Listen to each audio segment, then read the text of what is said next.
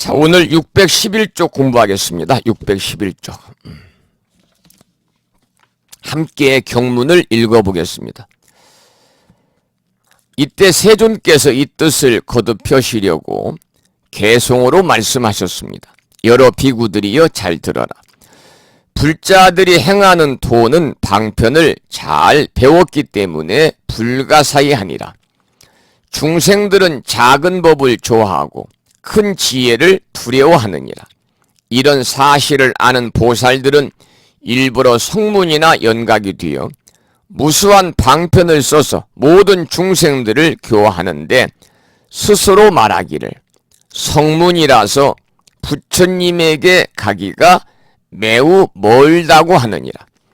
한량없는 중생들을 제도하여 모두 다 성취케 하며 비록 욕망이 적고 게으르니라도 점점 닦아서 미래의 부처님이 되게 하느니라. 속으로는 보살의 행을 감추고 겉으로 성문인 양 보이어서 욕망은 없고 생사는 싫어하지만 실제로는 스스로 불국토를 깨끗이 하며 중생들에게는 삼독이 있는 듯이 보이기도 하며 또 삿된 소견도 나타내어 보이느니라. 나의 제자들은 모두 이렇게 방편으로 중생들을 제도하나니 그들의 교화하는 갖가지 방편들을 내가 모두 말한다면 중생들이 이 말을 듣고는 마음에 의혹을 품으리라. 여기까지 경문을 함께 읽어보았습니다. 612쪽 해설문을 보면서 공부하겠습니다. 그 본문 중에 보면 보살들이 일부러 성문이나 연각이 되어 무수한 방편을 써서 모든 중생들을 교화하는데 스스로 말하기를 성문이라서 부처님에게 가기가 매우 멀다고 하였느니라. 조금 전에 읽었던 그 경문 중간에 나오는 그 내용이죠. 무슨 말이냐면 사실은 보살인데 일부러 성문인 척 한다 그 말입니다. 성문의 무리에 섞여들기 위해서 나도 성문이라서 부처님 경지가 너무 멀다고 하면서 친근감을 주는 겁니다. 그러니까 나와 같은 동료라는 느낌이 있어야 이야기도 잘 통하기 때문이죠.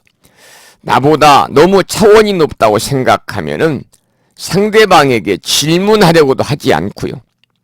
찾으러 오지도 않습니다. 여러분들 이 법문을 들어도 이 법문하시는 스님이 너무나 차원이 높게 한글 세대에 성장하신 우리 법우님들을 대상으로 법문하는데 경전 원문을 가지고 한다든지 그래버리면 그 시간 들어도 무슨 말인지 이해가 안 되잖아요. 그러면 흥미가 없어져요. 관심도 떨어지고 재미도 없어요. 그러다 보면 아예 그 법문이나 강의에 참여를 하지 않게 되는 거죠. 그러나 이제 그 어려운 경문도 우리말로 좀 쉽게 풀어서 강의나 설법을 하고 또 듣는 사람들에게 쉽게 다가갈 수 있도록 듣는 분들의 근기에 맞추어서 알맞은 내용으로 알맞은 수준으로 강의를 하거나 법문을 하게 되면 일단은 이해가 되고 또 재밌고 그러기 때문에 자꾸 강의를 듣게 된다든지 또는 그 법문에 동참을 하는 것이죠. 여기에서도 마찬가지입니다. 이 자신과 비슷한 처지의 사람들에게는 동료의식 때문에 모르는 것도 잘 묻고 마음속에 있는 말을 털어놓기도 하죠. 먼저 함께 섞여야 그들을 교화할 수 있기 때문에 사실은 성문인데 보살인 척 한다 그 말입니다. 사실은 성문이지만 보살인 척 한다. 그리고 이제 그 본문에 보면 그런 말이 나와요. 611쪽 가장 아래쪽입니다. 속으로는 보살의 행을 감추고 겉으로 성문인 양 보이어서 욕망은 없고 생사는 싫어하지만 실제로는 스스로 불국토를 깨끗하게 하며, 이런 말이 나오거든요. 속마음은 보살인데 겉으로는 성문이라고 그랬잖아요. 겉으로는 우리들이 공부하는 곳에 와서 함께 공부도 하고, 그런데 이미 다 아는 것을 듣고 들었던 것도 듣고 또 듣기 싫은 것도 듣겠죠. 그렇게 이제 본인이 아는 것도 듣고 들었던 것도 듣고 또 듣기 싫은 것도 듣는 그 자세가 바로 보살의 정신을 지녔기 때문이다, 그 말입니다. 이런 분들이 불국토를 깨끗하게 하는 것이다. 그러면 여기서 깨끗하게 한다는 것은 우리가 실제 거리를 청소한다든지 이런 말이 아니라, 이 세상을 조금이라도, 불국토는 우리가 살고 있는 이 세상이니까요, 이 세상을 조금이라도 더 살기 좋은 곳으로 만들기 위해서 노력한다, 그 말입니다. 선을 행하고 남을 위해 어려운 일에 앞장서서 헌신하고 보살행을 실천하는 모양을 이렇게 표현하고 있는 거죠.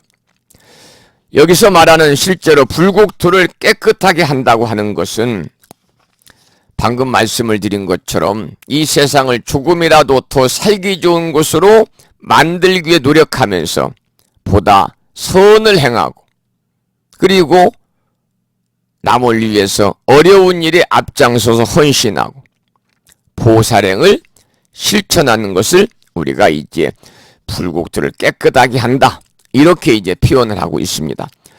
그리고 이제 그 뒤에 보면 612쪽 경문의 세 번째 줄, 네 번째, 두 번째, 세 번째 줄을 보면 이런 문구가 있지요. 중생들에게는 삼독이 있는 듯이 보이기도 하며 또 삿된 소견도 나타내어 보이느니라. 삼독이라는 것은 여러분이 잘 아시는 것처럼 탐진치를 말합니다. 탐진치.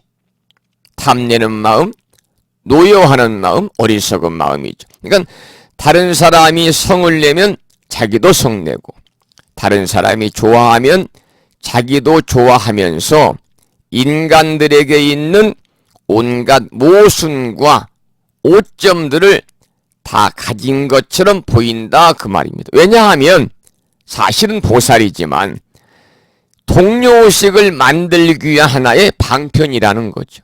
동료의식을 만들기 위한 방편이다. 이것을 우리가 이제 동사섭이다, 동사섭이다, 그렇게 말합니다. 보시, 애여, 이행, 동사라는 것은 사섭법이거든요. 사섭법 중에서 동사섭이라는 것은 비슷한 부류가 되어서 함께 놀아주는 것이다, 그 말이죠. 우리가 이제 이 불교 교리를 통해서도 사섭법에 대해서 이제 공부를 해서 여러분들 기억하시는 분들이 많겠습니다만은, 이 사섭법이라고 하는 것은요, 우리 대승불교에서 정말 중요한 실천 행위입니다. 보살이 중생을 교화해가지고 불도에 이르기 위한 네 가지의 실천 덕목을 사섭법이다 그래요. 섭이라는 말의 본 뜻은요, 감싸 안다, 감싸 안다, 그리고 품 안에 들이다, 끌어들이다, 이런 뜻입니다. 섭이라는 것은 감싸 안는다, 품 안에 들인다, 끌어들인다, 이런 뜻인데, 여기에서 연유가 돼가지고 섭수하다, 또 교화하다, 이런 의미가 되는 것이죠.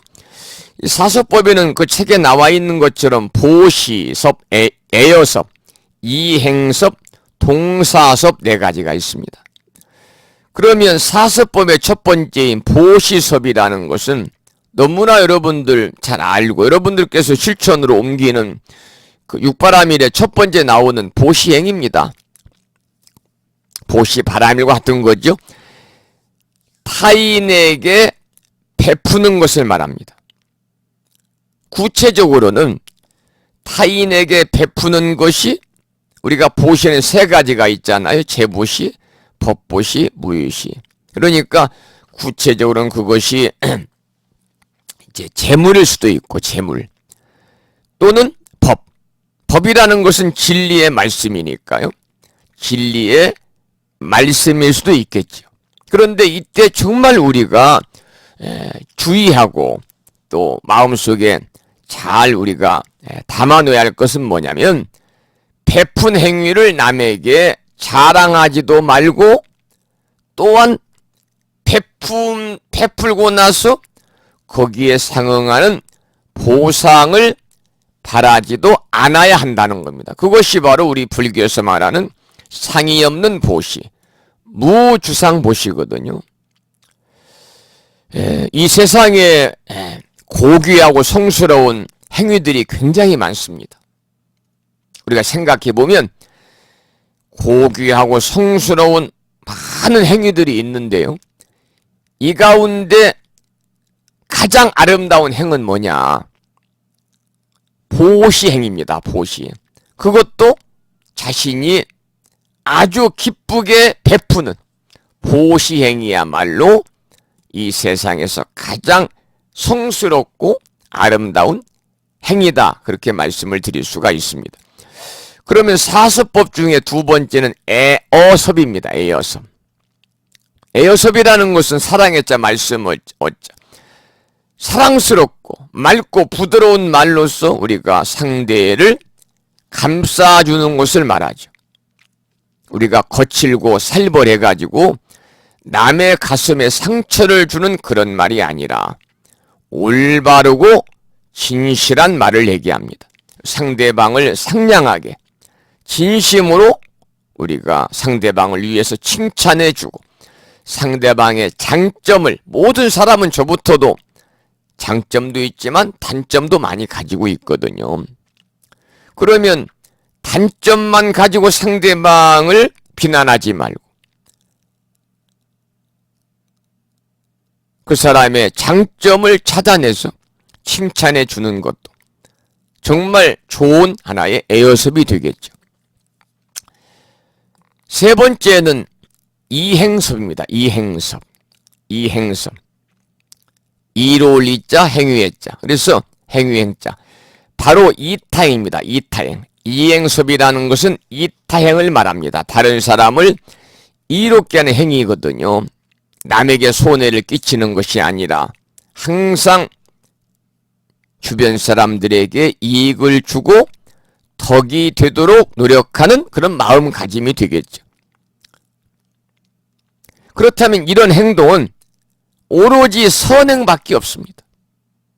남에게 손해를 끼치는 게 아니라 항상 주변 사람들의 이익을 주고 덕이 되도록 노력하는 마음은 이게 이제 이행섭인데, 그렇다면 이러한 행동은 오로지 선행밖에 없다. 그러니까 이러한 선행의 일상화가 바로 뭐냐? 이행섭이다. 그런 말씀이죠. 그 다음에 여기서 나오는 이제 핵심적인 말씀, 동사섭입니다.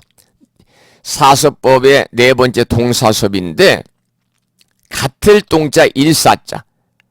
같이 일하는 거, 일에 같이 참여하는 거죠. 이 말은 뭐냐면, 중생들과 괴로움과 즐거움, 즉 고락을 같이 하는 것을 가리키는 겁니다. 동사섭이라는 것은 중생들과 고락을 같이 하는 것이다.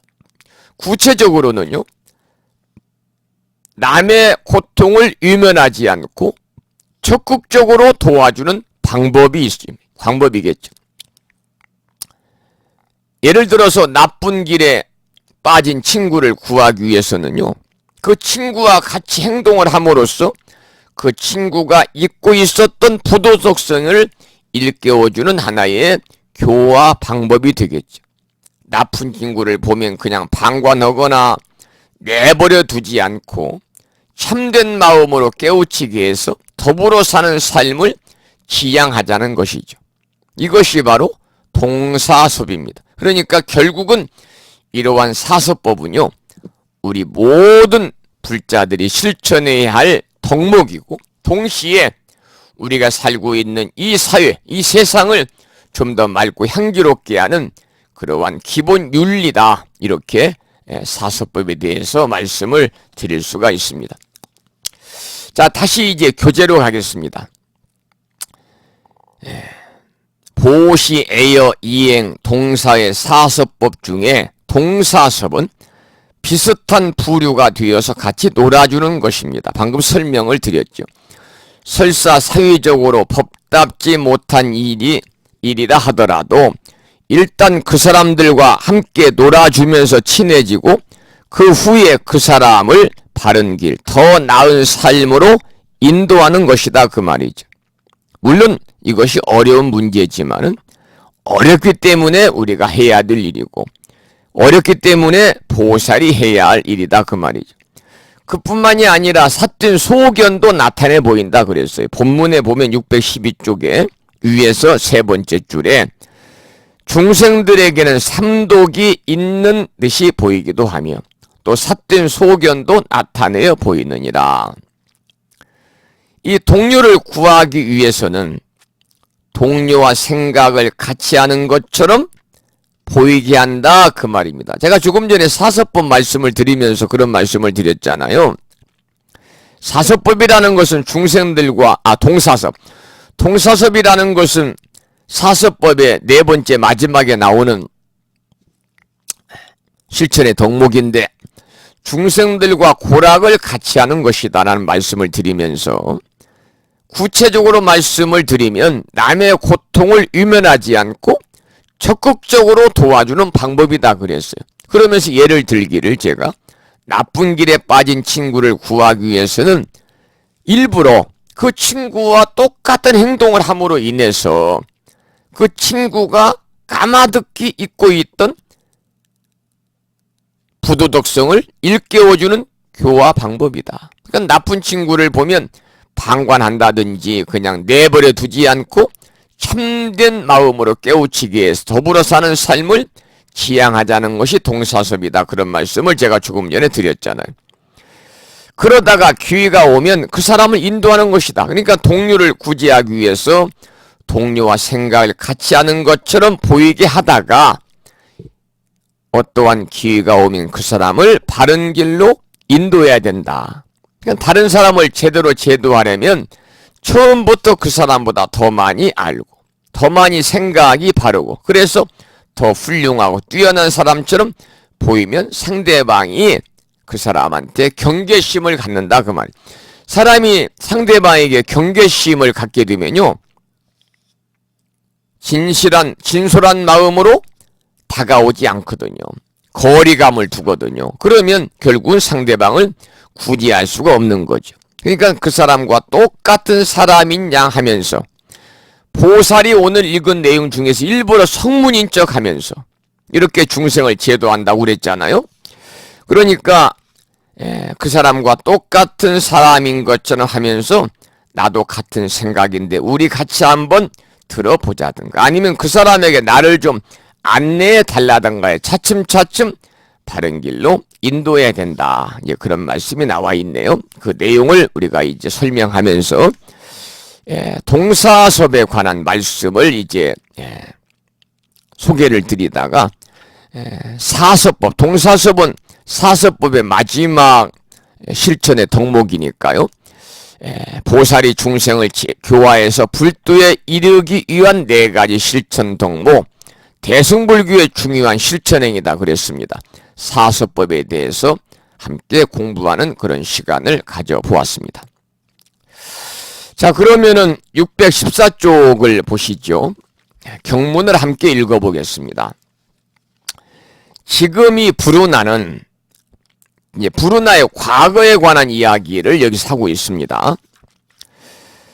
지금 이 부르나는 옛적에 백천억 부처님을 섬기며 지금 이제 부르나에 관한 과거를 말씀을 드리고 있습니다만은 이제 우리가 공부를 쭉 진도 맞춰서 해 나가고 있어도 또 듣고 나면은 까맣게 잊어버려 가지고 이 브루나가 어떤 사람인가 또 이렇게 여러분들이 잘 기억을 못하는 분들도 계실 거예요. 때로는요.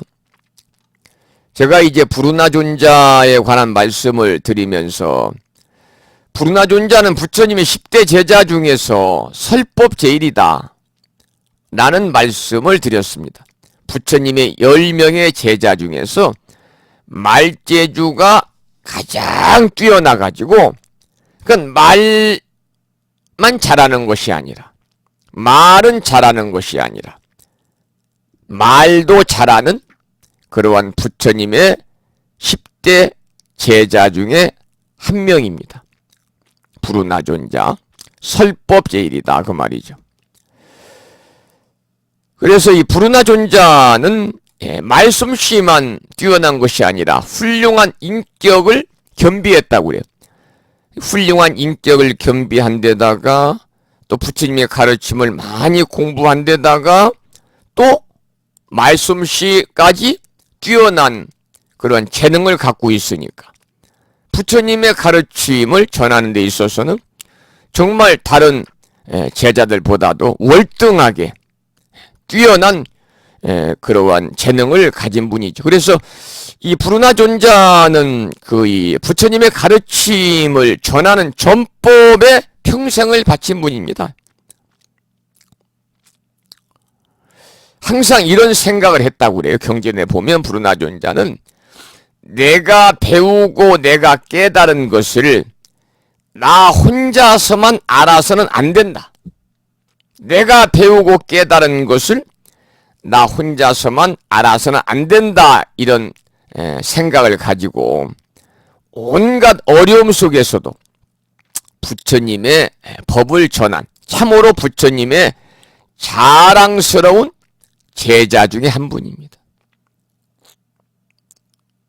여러분도 저도 마찬가지입니다. 이 브루나 존자의 이러한 전법을 향한 용기를 우리가 본받아 가지고 여러분이나 저나 우리 모두 부처님 말씀을 주변에 자랑스럽게 전할 수 있는, 그러나 아는 만큼만 전하면 됩니다. 아는 만큼이라도 자랑스럽게 전할 수 있는 그런 도반들이 되시기를 부탁을 드리겠습니다.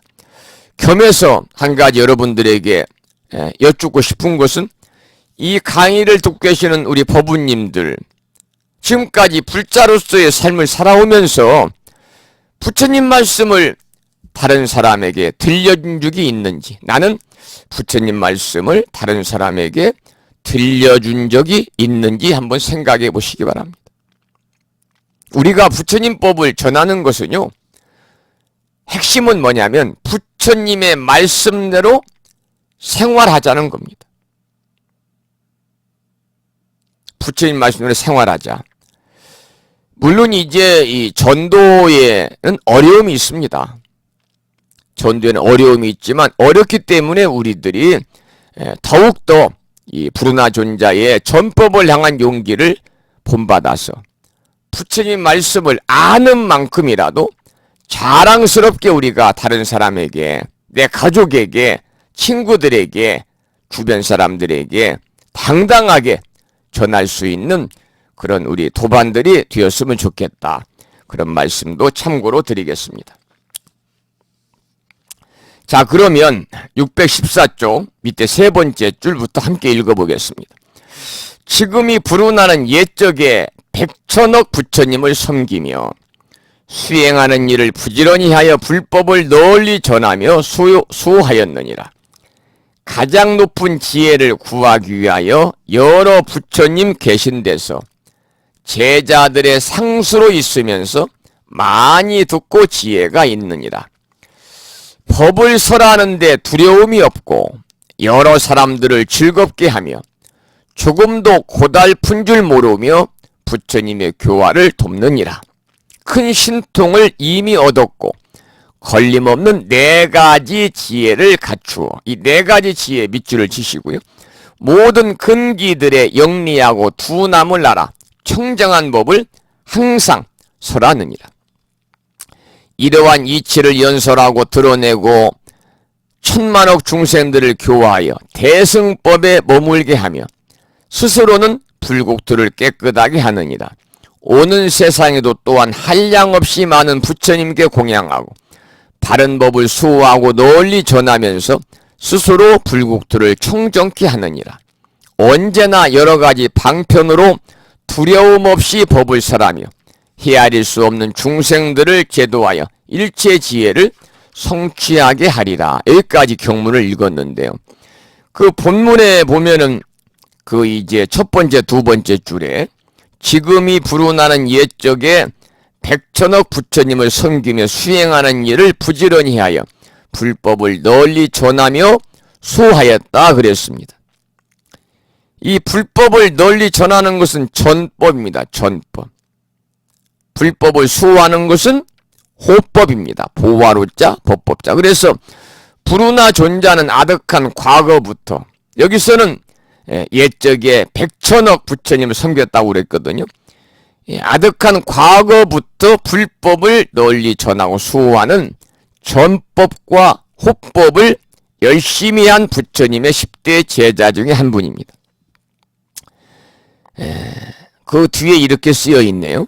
고요한 산속에 앉아서 참선하는 것도 좋습니다. 망상 없이 일념으로 화두 참고가 잘 되면 더 이상 좋은 공부가 없지요. 그러나 지금까지 공부한 것만이라도 여러 사람들에게 전하는 것 또한 참선만큼 의미 있고 중요한 일입니다. 여러분들이 지금까지 공부한 부처님의 가르침을 직접 상대방에게 전해서 상대방에게 들려주기가 어렵다면요, 어디에 가서 어떠한 내용을 들으십시오, 한번 보십시오 라고 권하는 것도 커다란 전법이지 않습니까? 그래서 지금 이제 그동안 무창부 불교대야에서 1차적으로 무창부 불교대야에서 강의한 내용을 지금 유튜브에다가 올려놓고 있죠. 물론 이제 뭐 유튜브에 그 동영상으로 나오는 그 짤막한 15분, 20분, 10분짜리 스님들이나 또는 뭐 일반인들이 하는 그 유튜버들이 올려놓는 유튜브는 동영상이 나오고 짧기 때문에 또 흥미 위주의 그런 내용들이 많이 나오기 때문에 많은 사람들이 이제 구독도 하고 또 이제 보고 듣고 그럽니다마는, 제가 이제 올려놓는 이 내용은 사실은 지금 2시간씩 강의한 내용을 제가 이 유튜브 올려진 걸 보니까 오늘 또 55분 전에 부처님 생애 제 17회까지 올라갔습니다. 굉장히 많은 내용이 올라가 있는데요. 2시간 이상씩이 되어 있어요. 그렇다면 출석 부른 곳을 이제 인사나 출석 부른 곳을 편집을 했기 때문에 아마 과거에 불교대학 수업하면서는 평균 2시간 반 정도는 강의를 하지 않았나 그런 생각이 듭니다만은, 이렇게 이제 주변 분들에게 유튜브를 통해서 유튜브에 불심사를 한번 검색해 보십시오. 그러면 무창불교대학에서 아무개 스님이 지난 5년 동안 강의한 여러 권의 13권의 경전의 강의 내용의 음원이 물론 동영상은 아니지만 체계적으로 진도에 맞춰서 올라가 있으니까 함께 들으시면서 불교 공부를 좀 하시면 좋겠습니다. 이렇게 권선하는 것도 여러분들이 커다란 공덕을 쌓는 그러한 전법이다, 이런 말씀을 드리겠습니다. 그러나 이제 여러분들께서 아는 만큼 전하라고 그랬잖아요. 부처님 법을 아는 만큼 전하는 것이 중요합니다. 저도 마찬가지입니다. 어찌 우리가 뭐 기독교의 성서도 아니고 이 기독교에 이제 뭐 구약성서, 신약성서 같은 경우는 단일본으로 되어 있어가지고 오로지 그 한 권만 이오잖아요. 그런데 우리 불교는 84,000 경전이 있다 그랬잖아요. 그만큼 많은 그 종류의 경전들이 있어서 어찌 그 스님이라고 해도 그 많은 경전을 공부하고 할 수 있는 그런 여건이 안 되거든요. 그러니까 본인이 아는 만큼 전하는 거예요. 아는 만큼. 그래서 부처님 법을 전하는 것은 우리가 부처님 말씀대로 생활하는 것이기 때문에 여러분들이 다른 사람들에게 부처님 말씀을 많이 전하라 그런 말씀을 드리고 싶고, 이 법을 전하는 그 이 전법, 전도라는 것 사실은 어려운 일이거든요. 그래서 이제 부르나존자의 말씀을 드렸습니다만, 부르나존자도 이렇게 그 이 전법을 할 때 커다란 위기도 있었고, 특히 이제 그 이 부르나존자가 부처님께 이제 그런 말씀을 드렸어요. 저는 그 이 특히 이 국민성을 봐도 조금 거친 국민들이 있거든요. 좀 이렇게 순한 그러한 성품을 가진 그 국민들도 있지만 조금 거친 성품을 가진 국민들도 있어요. 그래서 이 부르나존자가 부처님에게 말씀을 드리기를, 부처님께서 이제 전도 선언을 하셨을 때 이제 부르나존자는 일부러 정말 전도하기 어려운, 부처님 법을 전하기 어려운 지역을 본인이 선택한 겁니다. 지금으로 말하면은 이제 내년에 총선이 있잖아요. 1년 후에. 정말 총선에서 당선되기 어려운 그러한 곳을 택해서 가는 그런 이제 후보자도 있습니다만은, 부르나존자가 바로 이제 그런 사람이죠. 그래가지고 부르나존자가 어느 날 부처님을 찾아와서 말씀을 드려요. 부처님, 제 고향인 이 수나파타국 사람들은 아직 부처님 법을 모르고 있습니다. 그래서 저는 그들에게도 부처님의 가르침을 꼭 전해주고 싶습니다. 그러니 부처님이 깜짝 놀라가지고, 아니 그곳 사람들은 무식하고 흉악하다고 들었는데 만일 그들이 그대를 욕하고 비난하면 어떻게 하겠느냐. 그러니까 그들이 몽둥이나 돌멩이로 치지 않는 것만으로도 그들은 좋은 사람이라고 생각하겠다. 이렇게 대답을 하잖아요.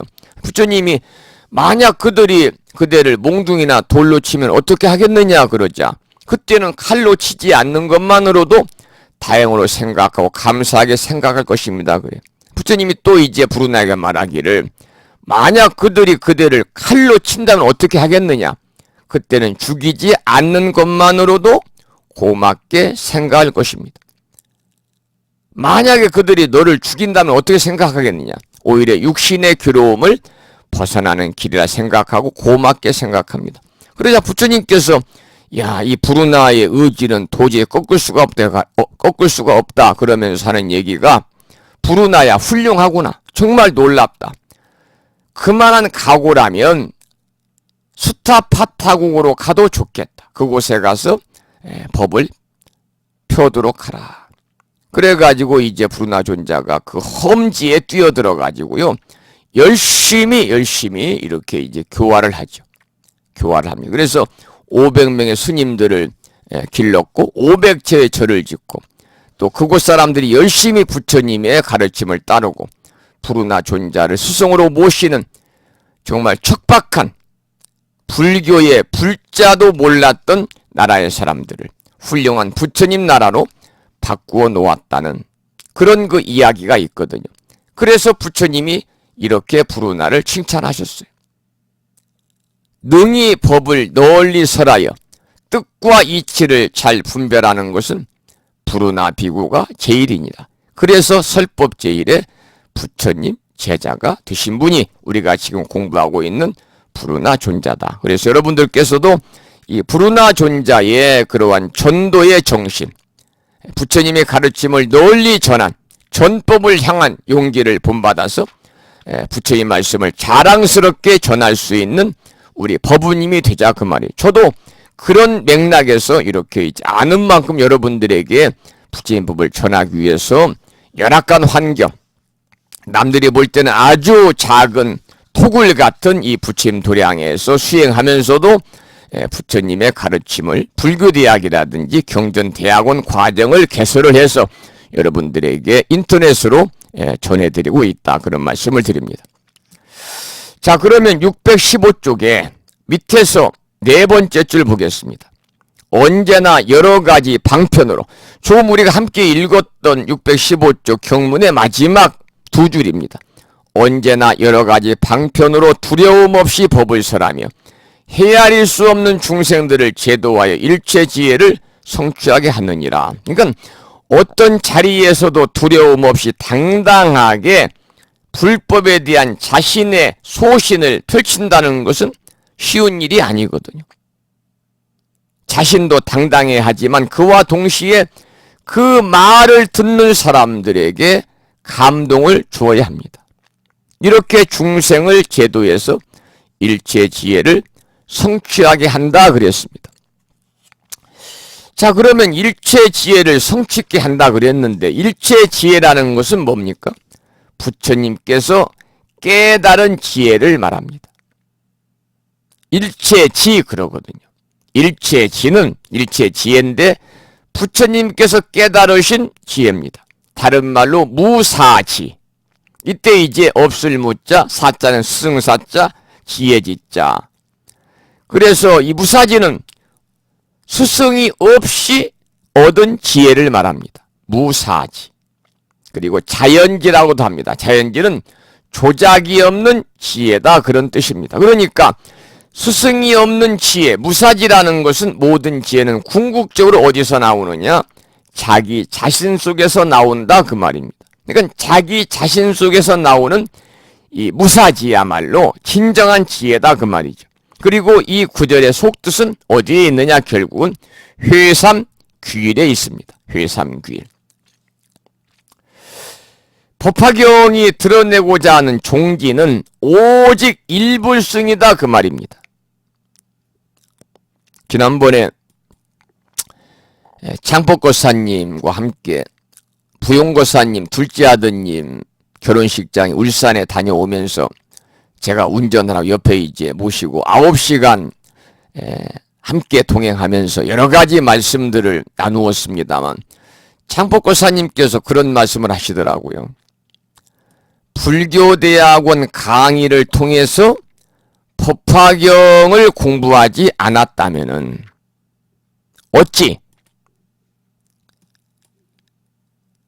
일불승에 관해서 알 수가 있었겠습니까? 그런 말씀을 드려요. 일불승이야말로 법화경의 핵심이거든요. 일불승은 법화경의 핵심입니다. 법화경을 한마디로 이야기하면 일불승의 가르침입니다. 일불승이라는 것은 이 일체 모든 중생이 부처님과 함께 성불한다. 그러니까 일체 중생을 구제해서 성불하게 하는 유일한 가르침이다 그런 뜻이거든요. 물론 부처님이 교법을 이야기합니다마는. 그래서 결과적으로 이 법화경이 드러내고자 하는 종지가 바로 일불승입니다. 일불승인데 그 이제 마지막에 보면 무이역무삼이라고 나왔잖아요. 무이 둘도 없다 그 말은 이자는 이승을 얘기합니다. 이승 성문 영각을 얘기하죠. 무이 또 역자 무삼 무삼일 때 삼자는 삼승을 얘기합니다. 성문 영각 보살. 그러니까 이 무이역무삼이라 이승도 없고 삼승도 없고 오직 일불승만 있다는 사상을 표현하고자 하는 것이 바로 법화경의 종지다 그 말입니다. 우리가 이제 부처님께서는요, 그 당신이 이루신 그 깨달음에 대해서 부처님이 생각을 하실 때, 야, 이 내가 깨달은 내용이 너무나 심오하고 너무나 깊고 어려워서 사실은 탐진치 삼독에 이렇게 눈이 어두운 중생들에게 설한다 할지라도 쉽게 받아들여지지 않을 것으로 생각을 하고 이제 여러 과거에 많은 부처님께서 쓰신 방편대로 삼승으로 나누어서 설하셨거든요. 승이라는 것은 탈승자입니다. 그러니까 타고 가는 것을 의미하고 삼승으로 서라는 것이죠. 이게 삼승이죠. 삼승으로 서라는 것. 이 사성제, 고진멸도 사성제라든지 팔정도를 닦아가지고 모든 법의 인연을 잘 아는 이 벽지불승과 벽지불승. 우리가 이제 독각승, 연각승 그러잖아요. 스승 없이 홀로 깨달음을 얻은 성자를 벽지불이다. 또는 연각이다. 독각이다. 그렇게 말하니까. 그래서 이제 사성제, 고진멸도 사성제와 팔정도를 닦아가지고 모든 법의 인연을 잘 아는 길인 벽지불승과 또 육바라밀을 닦아서 깨달음을 구하는 길인 보살승. 이 삼승 중에서 성문승과 벽지불승은요, 우리가 대승, 소승 그러잖아요. 소승에 해당합니다. 그리고 이제 성문, 연각, 보살 그럽니다만 성문승, 연각승, 보살승 할 때 성문승과 연각, 벽지불승, 독각승은 소승에 해당하고 세 번째 보살승은 대승에 해당이 됩니다. 전혀 이 소승과 대승 차원을 달리하고 있어요. 그러니까 소승은요, 생사와 열반을 분별하지 않고는 성립할 수가 없습니다. 그러나 대승은요, 생사와 열반을 분별해서 성립할 수 없기 때문에 이렇게 이제 대승 반야사상이 바로 연기설이라든지 또 암경의 인연에 입각해서 이렇게 교리 체계가 심화된 것이죠. 그래서 이제 결론적으로 말하면 이 삼승을 행할 때 이미 일불승에 들어가 있는 것이고 삼승은 한결같이 성불에 이르는 보살의 길이다. 이렇게 이제 말씀을 드릴 수가 있거든요. 그래서 우리가 한마디로 일불승이라고 하는 것은 여러분이나 저나 일체 모든 중생이 부처님과 함께 성불한다고 하는, 다 우리가 이제 부처라고 하는 그러한 이 서가모니 부처님의 교법을 우리가 이야기하는 것이죠. 서가모니 부처님의 교법을 이야기하는 거죠. 그러니까 법화경의 그 이 마지막 종지는 바로 일불승이다. 일불승이다. 그러니까 최상의 가르침과 수행을 통해서 우리가 궁극적인 목표가 뭐냐? 부처가 되는 거잖아요. 그러니까 이 최상의 부처님의 가르침이라든지 그 가르침대로 우리가 수행을 함으로 인해서 궁극적으로 우리가 추구하고 있는 부처를 이루는 것을 우리가 일불승이라고 그래요. 그래서 부처의 경지에 이르는 오직 하나의 가르침이다. 부처의 경지에 오르는 오직 하나의 가르침이다. 그런 뜻에서 일불승이다 그럽니다. 일불승이다. 승이라는 것은 술에 탈 것이라는 말씀을 드렸잖아요.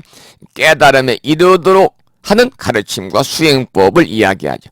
다시 한번 정리해드리면 삼승은 성문, 연각, 보살승인데 성문승은 부처님의 가르침을 통해서 아란의 경지, 성인의 경지에 이르는 수행을 말하고, 두 번째 연각승은 독각이나 벽지불이라고 하는데 부처님 가르침이 없이 혼자서 12연기법을 통해서 깨달음을 얻는 것을 말하고, 세 번째 보살승은 자기도 깨닫고 중생도 구제하는 상구불이 하와 중생의 자리타의 가르침과 수행을 해서 결과적으로 보살을 이루는 것을 말한다 그 말이죠.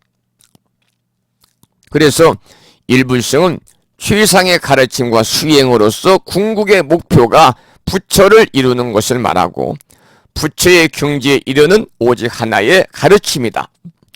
이런 뜻에서 우리가 일불승이라고 얘기를 합니다.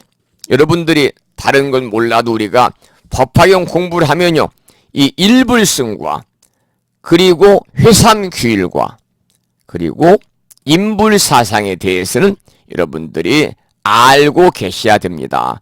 그런 말씀을 드리고 싶어요.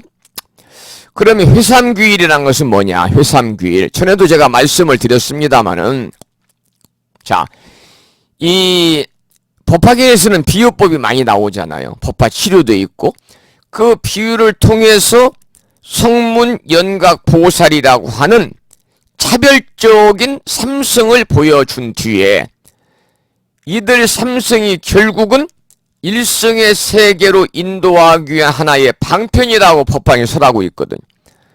그래서 일성의 그러한 높은 세계를 드러내기 위해서 중생의 근기에 따라서 다 근기가 다르잖아요.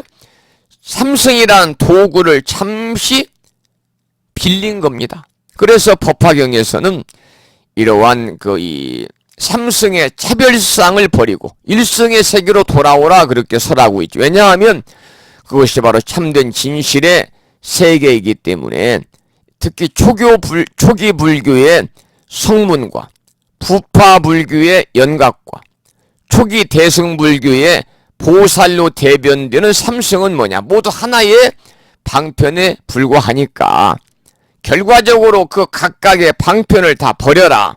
그리고 진실한 세계로 와라. 이 진실한 세계가 뭐냐? 오직 하나의 수레인 일성이다 그 말입니다. 그것이 바로 부처님이 타시는 수레인 불성이죠. 불성. 그래서 이처럼 차별적인 방편을 버리고 진실의 세계로 돌아와서 하나가 되는 것이 결국은 셋이 모여 하나가 된다는 삼성이 결국은 일성으로 이렇게 상징되는 셋이 모여 하나가 된다는 회삼귀일이 바로 법화경의 핵심이다 그 말. 그러니까 여러분들이 법화경 공부를 하게 되면 다른 것은 우리가 잊어버려도 이렇게 일불승, 회삼귀일 그리고 인불사상, 사람이 부처라고 하는 그러한 이 사상, 개념을 잘 이해를 하시면서 법화경을 공부하시게 되면요, 모든 사람을 부처님으로 섬겨야 됩니다. 이제 그 내용이 다음에 우리가 법화경 학원 이제 여러분들에게 택배로 보내드리게 되면 학원의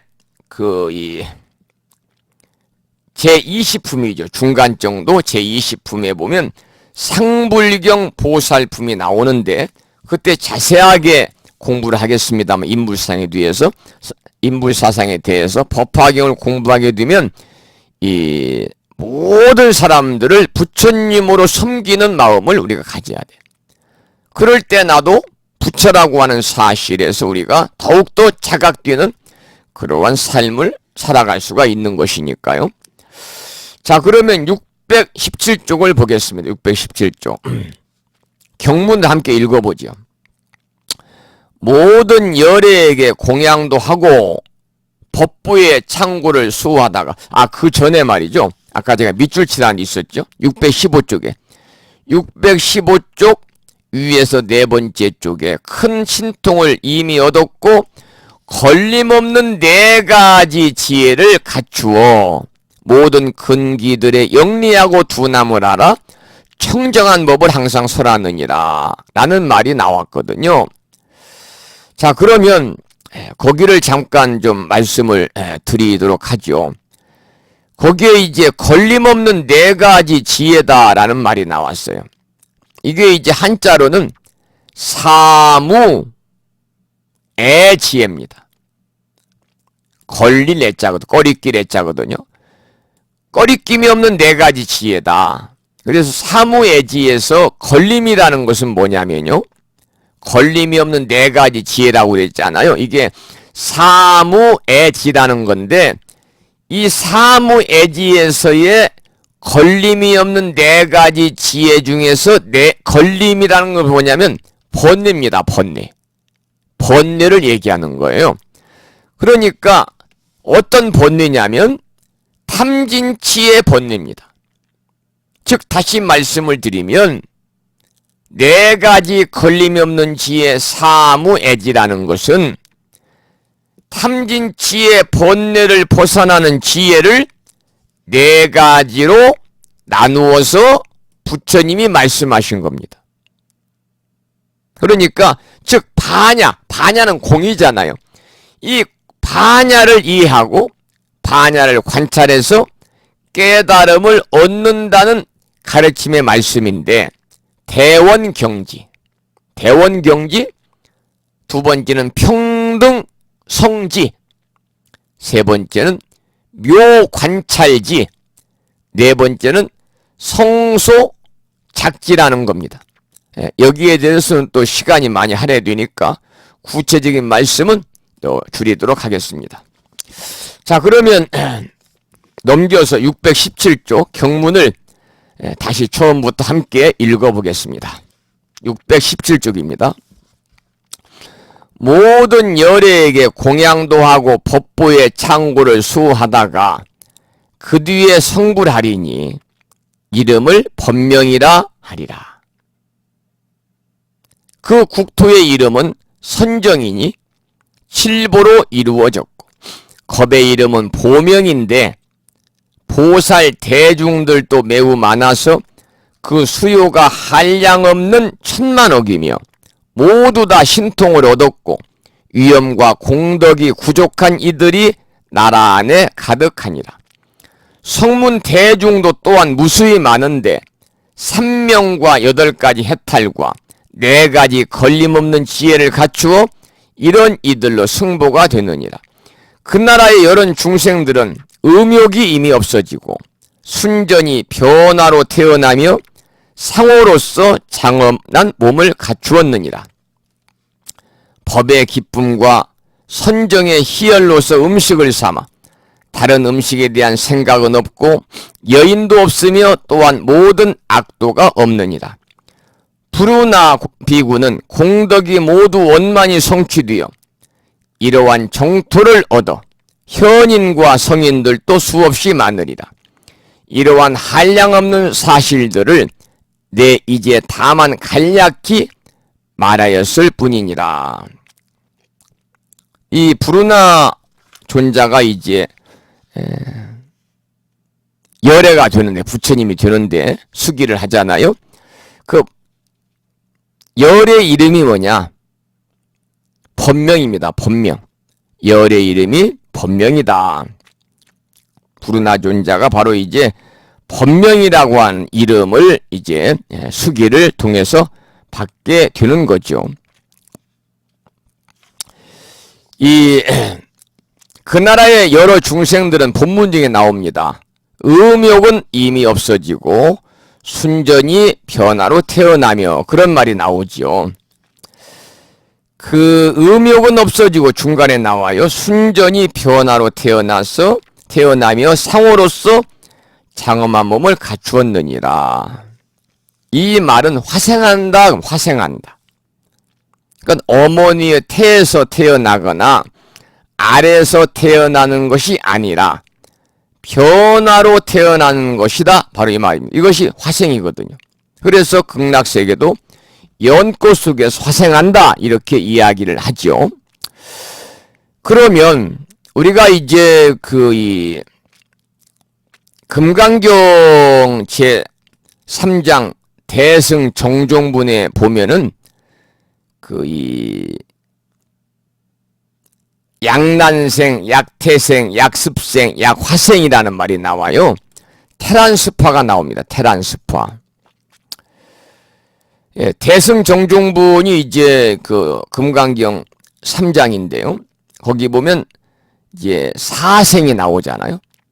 태생, 난생, 습생, 화생. 테란스파라고 합니다. 테란스파. 그러면 이 태생, 난생, 습생, 화생의 사생을 말하는데, 테란스파와 사생은 같은 말입니다. 동의어입니다. 이것은 모든 생명의 생식 형태에 따라 4가지로 분류한 거죠.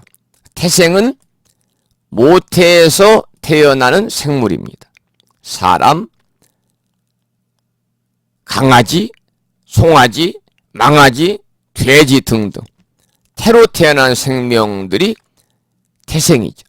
난생은 알로 태어나는 생물입니다. 닭이라든지 오리라든지 타조라든지 거북이 등을 말하죠. 습생은 뭐냐면 습기로 태어나는 생물입니다. 입기류가 여기에 속하겠지. 입기류. 네 번째 화생은 변화에서 태어나는 생물입니다. 변화에서 태어나는 생물, 화생. 나방이나 곤충들도 여기에 이제 속하게 되겠습니다. 그래서 여기서 말하는 그 나라의 여러 중생들은 의묘곤 없어지고 순전히 변화로 태어난다. 그 말은 뭐냐면은 변화에서 태어나는 그러한 그 이 생물, 화생을 이야기하는 겁니다.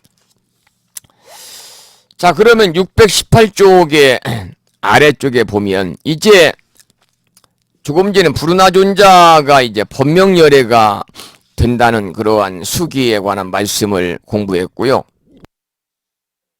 이번에는 이제 교지녀와 500아란이 부처님이 되는데 지금까지는 한 명 한 명에게 이 다음에 무슨 열애가 되리라. 또 국토의 이름은 뭐다. 뭐 이렇게 구체적으로 부처님이 개별적으로 수기를 내리셨는데 여기에서는요. 단체로 수기를 내립니다. 제목이 교지녀와 500아라는 보명열애가 되리라 그런 말이잖아요. 본문을 읽어보고 또 함께 그 내용을 공부하도록 하겠습니다. 618쪽 가장 아랫줄입니다. 이때에 1200아라한들로서 마음의 자제함을 얻은 이들이 이렇게 생각하였습니다. 우리들은 기쁘게 미중요한 일을 얻었으니 만일 세존께서 저 큰 제자들처럼 수기를 주신다면 얼마나 유쾌하겠는가. 부처님께서 이 대중들의 생각을 아시고 마가섭에게 말씀하셨습니다.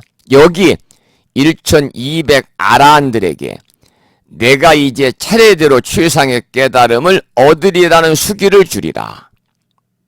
여기 대중 가운데 나의 큰 제자인 교지녀 비구는 마땅히 62,000억 부처님께 공양하고 난 뒤에 성불하리니 이름은 보명열애, 은공, 정변지, 명행족, 선서, 세간의 무상사, 조장부, 천인사, 불세존이라 하리라. 그리고 500아라한인 우루빈나 가섭, 가야 가섭, 나제 가섭, 가류타이, 우타이, 아누르타, 이바다, 건빈나, 바꾸라, 주타, 사가타 등도 모두 최상의 깨달음을 얻어서 다 같이 이름을 보명열애라 하리라 그랬습니다. 그러니까 이 교지녀와 500아라한 뿐만이 아니라 1200아라한들에게 부처님께서 수기를 내리신 겁니다. 차례대로 최상의 깨달음을 얻으리라는 수기를 내리셨어요. 자, 그러면 거기 보면 이제 교지녀라는 부처님 제자가 나옵니다. 교지녀. 부처님께서 이제 처음에 깨달음을 얻으시고 법을 설한 대상이 교지녀를 비롯한 5비구거든요. 그런데 교지녀를 비롯한 5비구는 부처님 5비구라고 그러는데 부처님께서 이제 깨달음을 이루시기 전에 즉 이제 6년 고행 수행을 할 때 함께 그 어려운 고행에 동참해 수행을 했던 5명의 도반들입니다. 도반들. 우리가 이제 5비구라고 합니다만은 그 이제 그 교지녀, 아싸지, 마나마, 바띠야, 왓바 그러거든요. 그 중에서도 가장 맛 형격인 그 콘단나 존자, 이 교지녀입니다. 교지녀가 이제 그 이 가장 먼저 아라한이 되죠. 교지녀가 가장 먼저 아라한이 됩니다. 그래서 이 교지녀와 그리고 500아라한 뿐만이 아니라 1200아라한들에게 부처님께서 똑같은 이름으로 보명열애라고 하는 수기를 내리시게 되죠. 이 사실은 교진여는 아까 말씀을 드린 것처럼 부처님과 함께 출가한 5비구 가운데 한 사람인데 이 제자로 오면 제일 큰 제자라고 할 수가 있습니다. 출가도 함께 했고 6년 고행도 함께 했고 또 부처님께서 이제 깨닫고 난 다음에 맨 먼저 법을 설했고 또 5비구 중에서 맨 먼저 아라한이 된 깨달음을 얻은 제자입니다. 이런 정황으로 볼 때 부처님과 가장 인연이 깊다고 할 수 있겠지요. 사리불이나 목건녀는 중간에 개종을 해서 귀한 분들입니다. 사리불과 목건녀는 출가하기 전에 절친입니다. 그런데 이제 부처님께 중간에 귀의를 했는데 그 역사적으로 보면은 또 경전상으로 봐도 5비구들보다 훨씬 더 많은 활약을 하거든요. 그리고 10대 제자 중에 들어가잖아요. 교진여는 5비구의 5비구의 대표적인 맏형격은 되지만 5비구 중에서는 가장 먼저 깨달음을 얻고 아라한이 된 그러한 제자지만 다른 10대 제자들에 비해서 부처님 당시 활약이 두드러지지 않았습니다. 그래서 교진여는 결국 10대 제자에도 들지도 못하거든요. 일반 사회에서도 이런 경우가 있죠. 자식이 여럿이 있어도 큰아들이 장남 역할을 하지 못하는 경우도 종종 있습니다. 스님들이 이제 그 상좌를 둘 때 제자를 이제 두잖아요. 근데 전부 순번이 있습니다. 순번. 그 지리산 대화엄사 승가대학의 2학년 그러니까 사집반에서 지금 공부하고 계시는 연웅 스님이 지리산 대화엄사의 주지이신 덕문 스님의 상좌인데 제자인데 순번이 11번이랍니다. 11번. 그러니까 이 은사 스님이 이제 본인이 또 창건한 절도 있고 하니까 이제 은사 스님은 그 본인이 창건한 절에 회주나 조실로 계시거든요. 그러면 주지를 누구를 임명하냐면 상좌들을 임명합니다. 그런데 순서가 11번이니까 순서대로 하자면 주지하기가 쉽지 않겠죠. 그런데 문제는 뭐냐? 그 스님들의 제자들도 다 타고난 그러한 그릇이 달라요. 행이 다르고.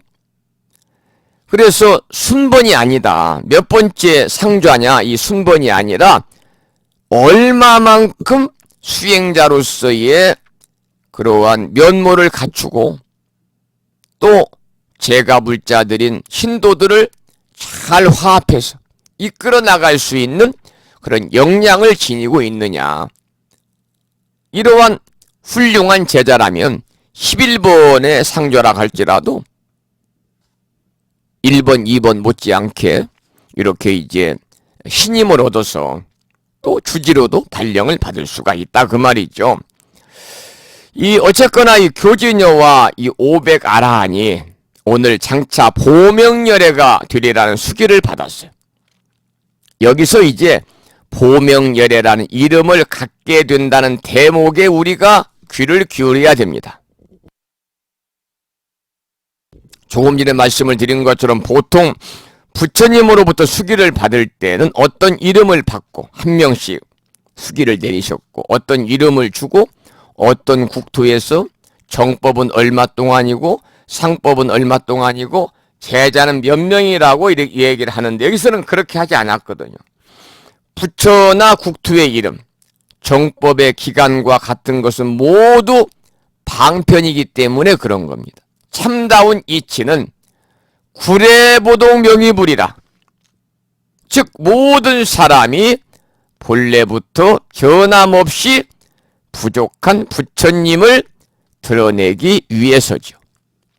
여러분들이 아까 제가 이제 경전 암송대의 말씀을 드리면서 1단계, 2단계, 3단계로 나누어서 이제 여러분들에게 그 암송대의 출전을 권한다는 말씀을 드렸잖아요. 그 1단계가 천수경 원문과 한 과목이죠. 두 번째 과목은 반야신경인데 원문과 438자로 구성된 우리말 표준 반야신경이라고 말씀을 드렸고, 세 번째가 7원 39 210자로 뒤에는 법성계, 신라시대 의상스님이 저술하신 법성계를 원문으로 이유는 겁니다. 그런 말씀을 드렸어요.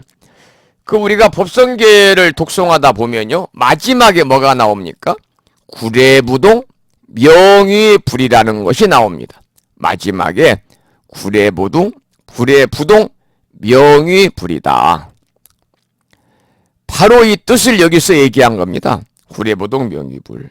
모든 사람이 본래부터 변함없이 부족한 부처님이다, 그 말입니다.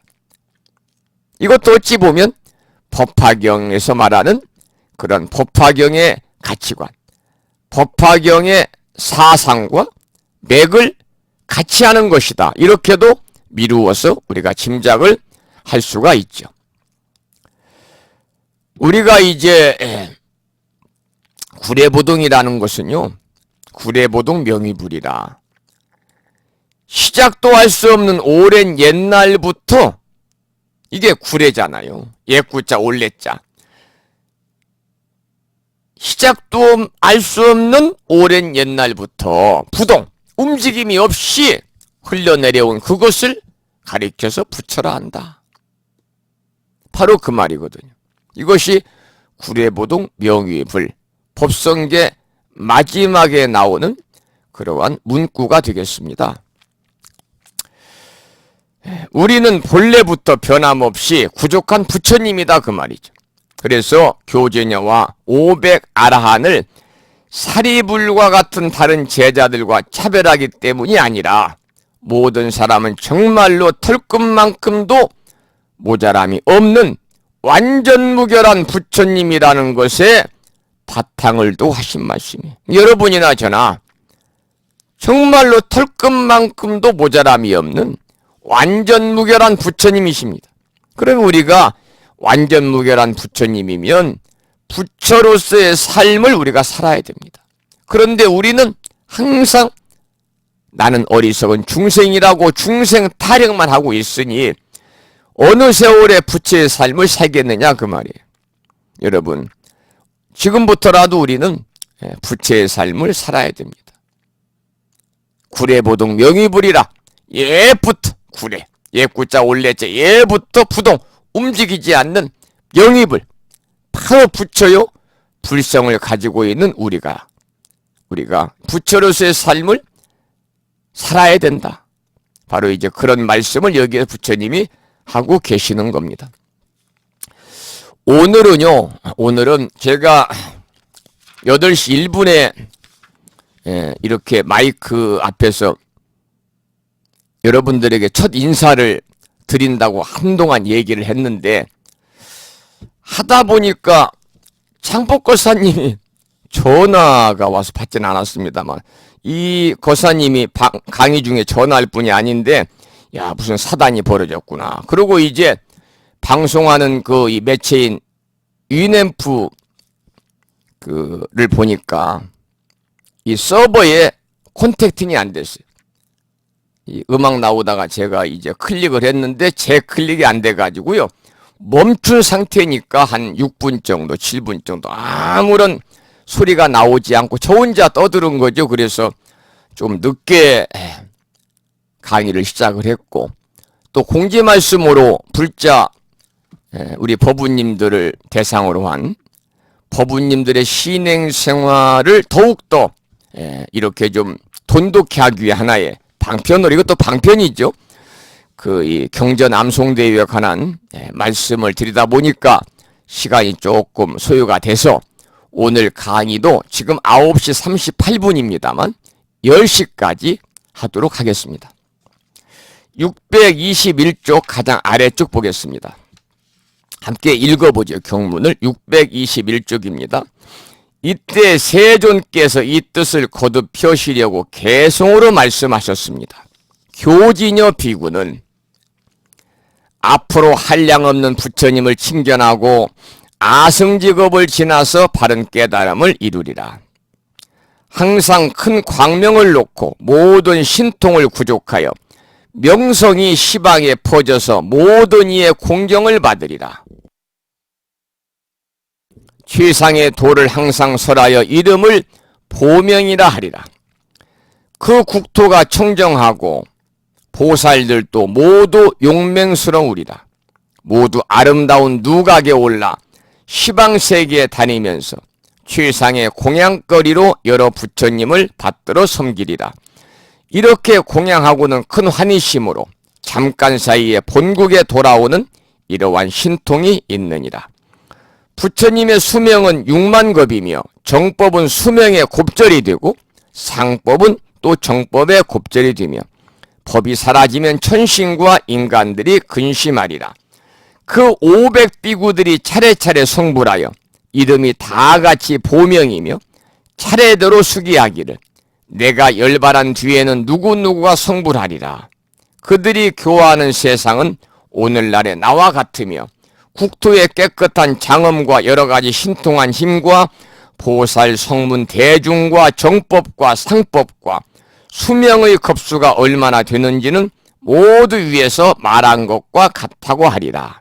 가섭이여, 그대는 이미 500명의 자지한 이들을 알거니와 그 위에 모든 성문들도 역시 모두 이와 같으리니 이 회상에 있지 않는 이에게는 그대가 이렇게 일러주어야 하느니라. 그러니까 부처님께서 이제 교진여에게 먼저 수기를 내리시면서 앞에서 수기 내릴 때 그러한 형식대로 그 부처의 이름도 이제 말씀하시고 또 언제 몇 겁을 지나서 또 성불하리라는 말씀도 하시고 또 이제 그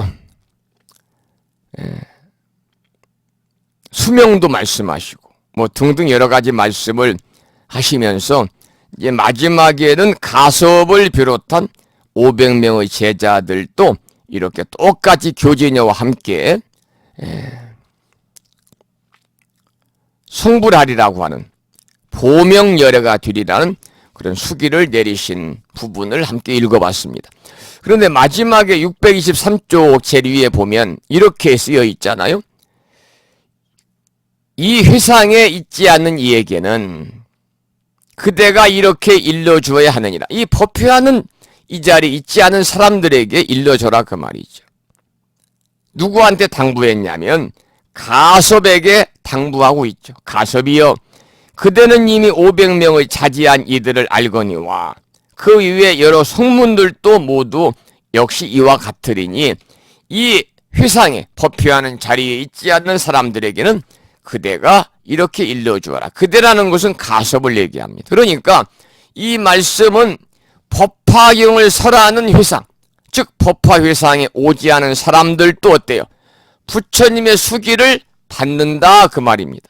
그러니까 이 법화회상에 왔다고 그래서 모두 수기를 다 받는 것도 아니다. 이런 것들을 우리가 보더라도 우리가 부처라는 것은 틀림없는 사실이다 그 말입니다. 여러 가지 정황으로 볼 때 우리들이 부처가 아닐 이유는 조금도 없다. 예를 들어서 탐진치 삼독심이 있어가지고 욕심내고 시기하고 질투하고 남을 해코지 한다고 해서 부처가 못 된다고 할 수 없다는 겁니다.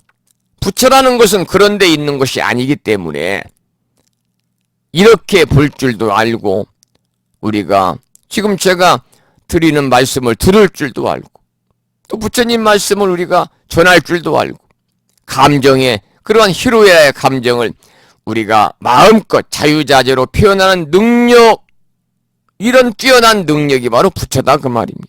그래서 지금 부처님 법화경을 설하는 법화회상에 있는 사람이나 그 법화회상에 있지 않는 사람이나 똑같이 모든 사람은 부처님이다라고 수기하는 그런 의미가 역력히 드러나는 그런 대목을 함께 공부를 했습니다.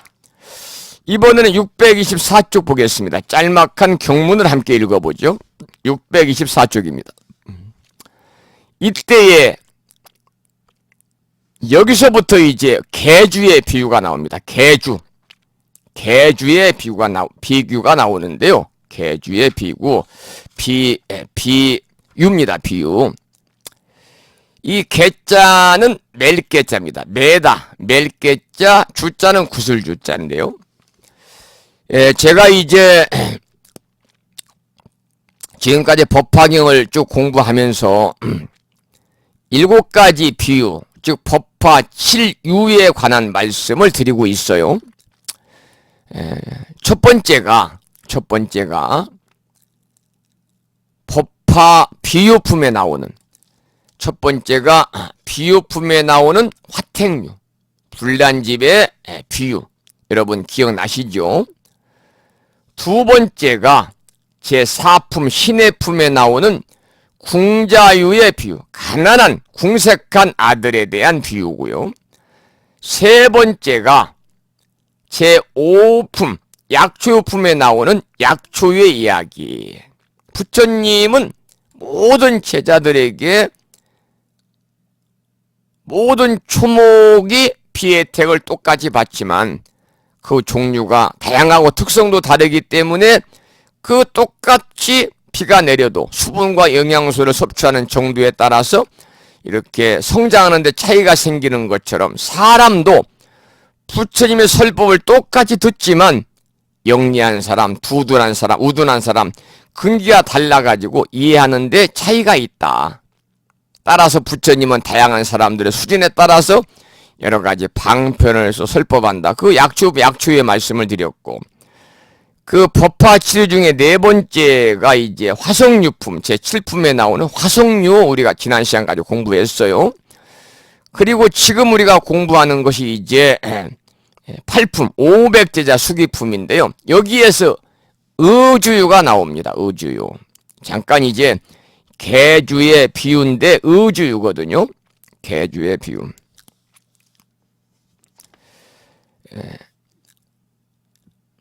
여기 이제 그 설명을 이제 좀 드리도록 그렇게 하겠습니다.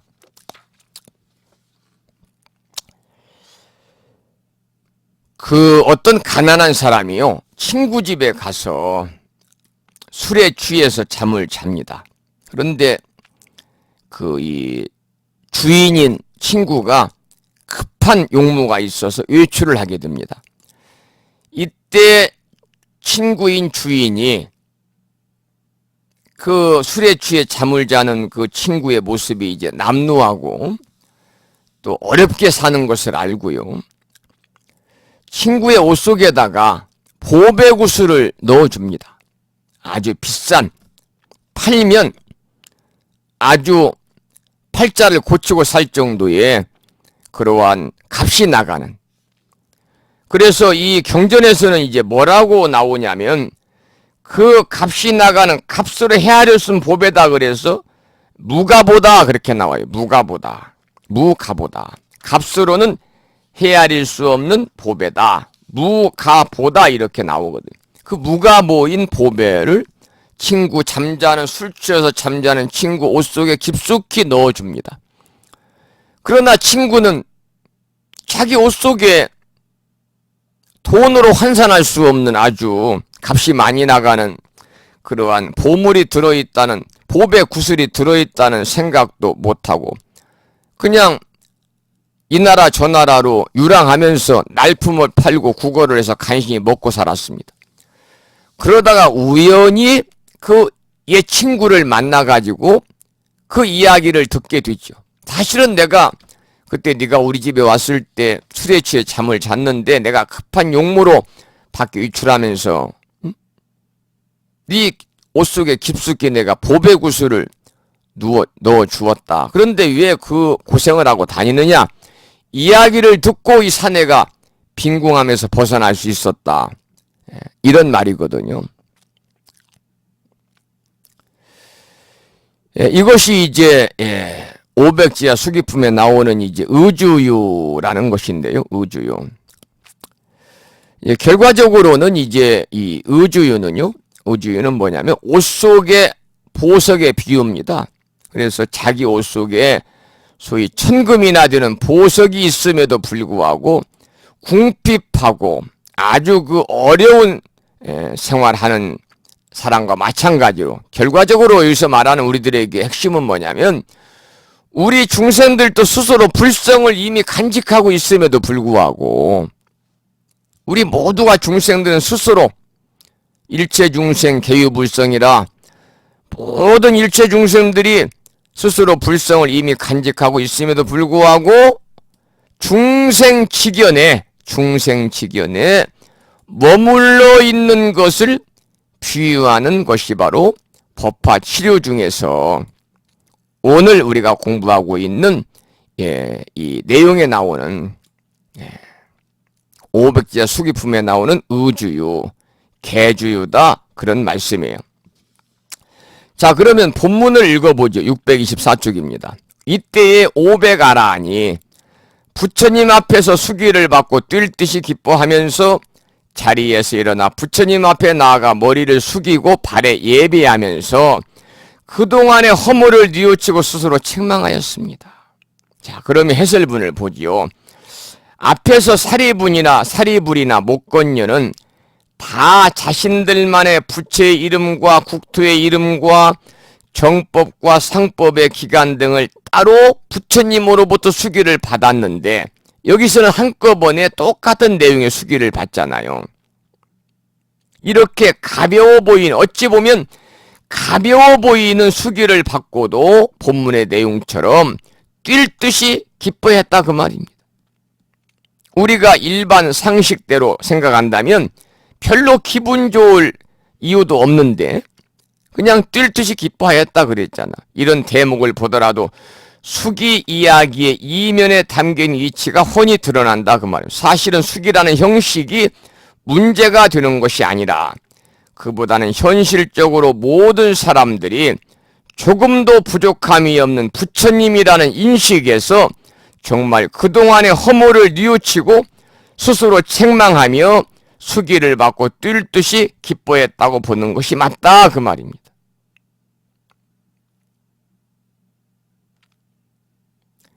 현실적으로 모든 사람들이 조금도 부족함이 없는 부처님이라는 인식에서 정말 그동안의 허물을 뉘우치고 스스로 책망하면서 수기를 받고 뛸 듯이 기뻐했다고 보는 것이 정확하다. 그 속뜻은 뭐냐? 모든 사람은 본래부터 부처라는 아까 말씀드린 법화경의 핵심인 회삼규일의 종기로 귀결이 되는 것이다 그 말이에요. 그러니까 법화경 처음부터 끝까지 일불승, 회삼규일, 인불사상 결국은 부처가 사람이 부처라고 하는 그러한 이 인식을 계속해서 심어주고 있는 거예요. 그래서 여러분이 이 법화경을 공부를 하고 계시니까 모든 사람들을 우리가 부처로 섬기시라. 그럴 때 나도 부처의 삶을 살 수가 있다. 그렇지 않고 우리가 항상 중생 노릇만 하고 있으니까 나는 어리석은 중생이라고 스스로를 격하시키고 스스로를 낮추는 것이 결국은 미덕은 아닐 수 있거든요. 그러니까 우리들이 이제 이 중생의 삶을 살 수밖에 없는 거다. 그래서 법화경을 공부하게 되면 중생의 삶에서 한 단계 업그레이드 된 그러한 부처의 삶을 우리가 살아가야 되는데 그러기 위해서는 모든 사람들을 상불경 보살처럼 만나는 사람마다 당신은 부처님이 되실 분입니다. 아니 당신은 이미 부처님이십니다. 라고 생각하면서 우리가 사람들을 모두 부처로 섬기는 그러한 가치관을 가지고 살자. 그런 말씀이 계속해서 이제 나오고 있는 거죠. 625쪽의 경문을 보겠습니다. 세존이시여 625쪽입니다. 세존이시여 저희들이 늘 생각하기를 스스로 구경의 열반을 얻었노라고 여겼는데 지금에 와서야 지혜가 없는 사람들과 같은 줄을 알았습니다. 그 까닭은 저희들도 열의 지혜를 얻을 수 있건만은 작은 지혜로서 스스로 만족하게 여기었습니다. 여기서 이제 작은 지혜로서 만족하게 여긴 것을 이제 옷 속에 숨긴 보배구슬의 비유를 들어서 이야기하는 겁니다. 그러니까 500명의 아란 가운데 누가 이야기했는가는 여기에서 구체적으로 나오지 않고 있죠. 세존이시여 이렇게 나오니까 어느 누가 부처님에게 얘기했는지 500명의 아란 가운데 한 명인데 누구라고 하는 말은 지칭하지 않았습니다. 그런데 중요한 것은 누가 말했든 간에 관계없이 뜻을 취하는 것이 경전의 방법이다. 특히 경전이나 조사 스님들의 어록은 역사적인 사실이라든지 인물을 고증하는 데 대해서 매우 무관심합니다. 요즘 학자들은 무엇이 사실이냐면서 고증을 매우 중요하게 여기지만 그러나 고증이 되더라도 아무 감동이 없으면 의미가 없겠죠.